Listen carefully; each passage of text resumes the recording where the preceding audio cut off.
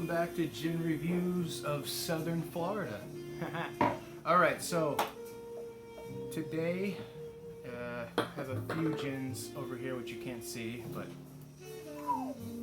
those two, and then I got these two, and I think I'm going to go with this one here from Savannah, Georgia, and it's called Ghost Coast. Ghost Coast, look at that bottle, it looks good. And if you notice, it says burl gin on that. Burl!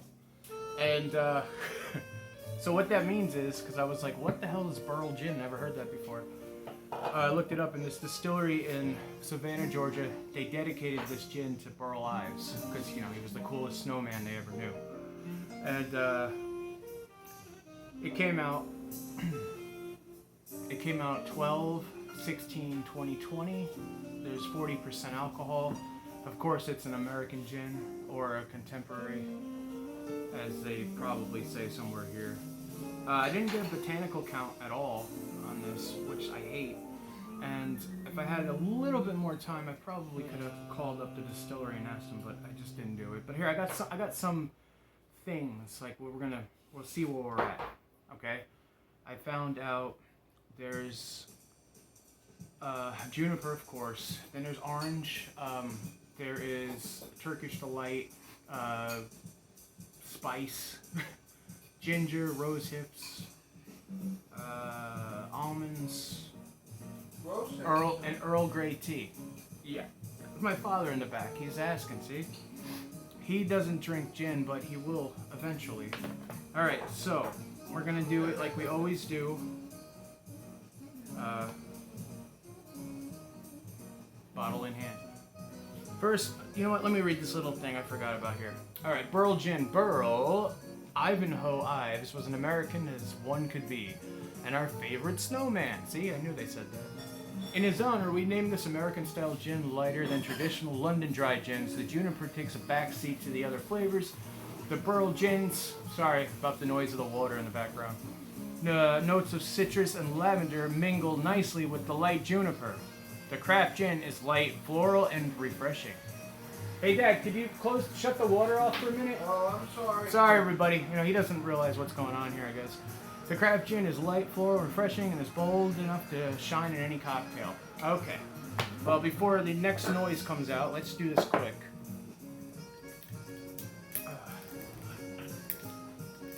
Look at that. That was an easier one than most.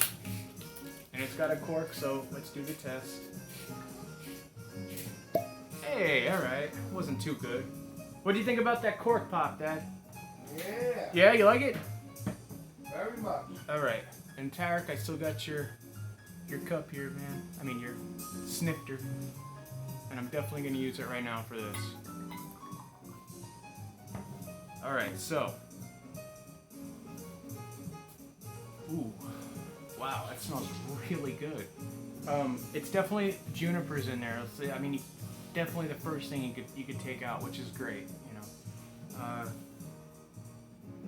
I'm getting like the almond, like the nuttiness of it, and then of course the citrus, like the orange is there. It's like coming through.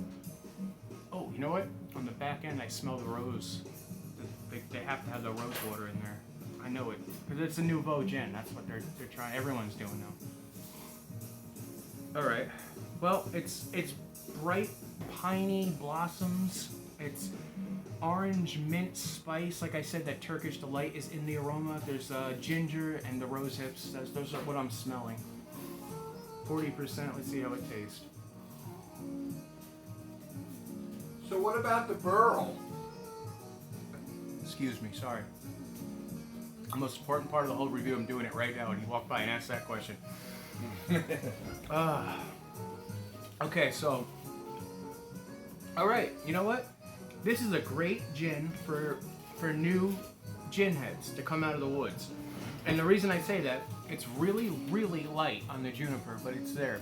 But also you get the almond powder. There's like a powdery sugar sweetness to it, which is strange. It's not an Old Tom. I didn't see that anywhere, but there's definitely sweetness to it. An Earl Grey tea. I definitely taste the tea. Like the tea shines through at the end.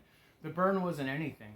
I mean, really, I have no burn whatsoever. Maybe a little bit, but I thought I'd have a little bit more. 40% is not that bad, you know.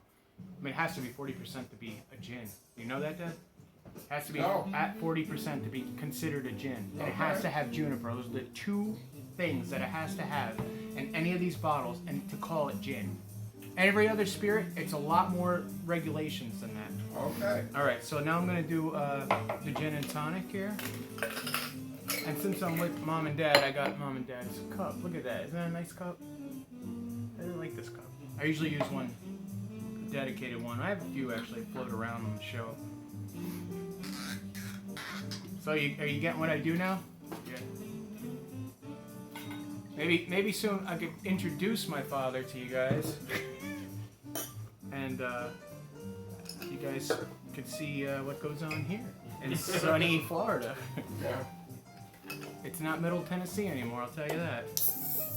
I feel like I'm back home. Right. All right, so look at the little fever tree. Isn't that cool? Look how tiny that is. Look at this giant hand of mine. All right, so that's about exactly what I need for a cocktail. Look at that. Perfect. You don't waste anything, and it was like $5 for 8 of those.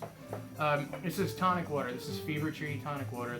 The best one I found. I've tried them all. All right. All right, now let's try it with just the Fever Tree. Oh, there it keeps going.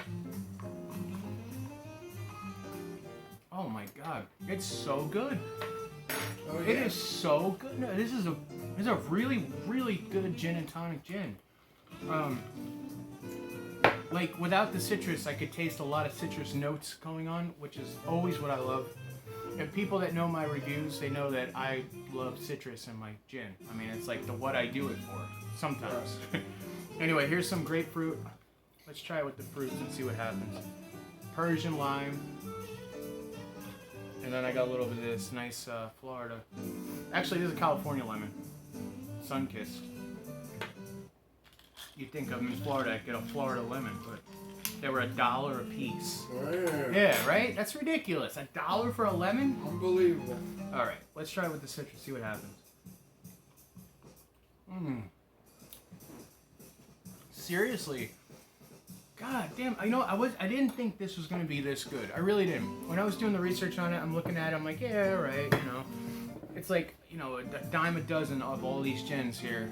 Sometimes they're going to taste the same, sometimes they're not, but this one has, I'm going to have to get the botanical list because it's going so smooth with the tonic, the quinine, and the citrus fruit in here.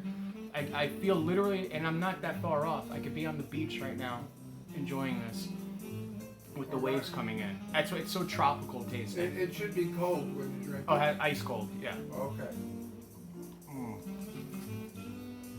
I don't usually finish a drink on the show. I do a shot, a little bit more than a shot. All right. And then I do a gin and tonic like this. But I don't usually finish the gin and tonic on the show because I like to take photos afterwards and, you know, put it on my Facebook, which some of you out there have not connected to yet. So I think it's time to dance. Well, I think it's time to drink gin. All right. All right. Well, let's do right here. This little bastard of a gin with its burl notes and burl Ives taste. I got a new respect for burl Ives. Yeah. And salute. It's not salute, you know. It's salute. Salute to Chi-Chi. Salute to Chi-Chi. Not salute like everyone says. And I'm like, what are you talking about? You're not saluting me. You know. Drink well to your health. Yes. Cheers. Good luck. You know what's going on too in the background? It's like I'm in a pine forest. I like that a lot. And they said there are junipers in the background. I don't think so. I think the juniper's right up front. All right. Well, so I don't have a new ending tagline, so we'll just try to figure it out. Let's see. From me to you to me to everyone else down here in the swampy FLA. SFLA? No, it's got a rhyme. It's got to have a rhyme to it. South Florida. From South Florida. From me to you to me to everyone else out down here in South Florida. I wish you a good night. And have a great night. And have a great night. And then maybe eventually we'll get a couple more of these down and be a little bit smoother. All right. Yay! Cheers.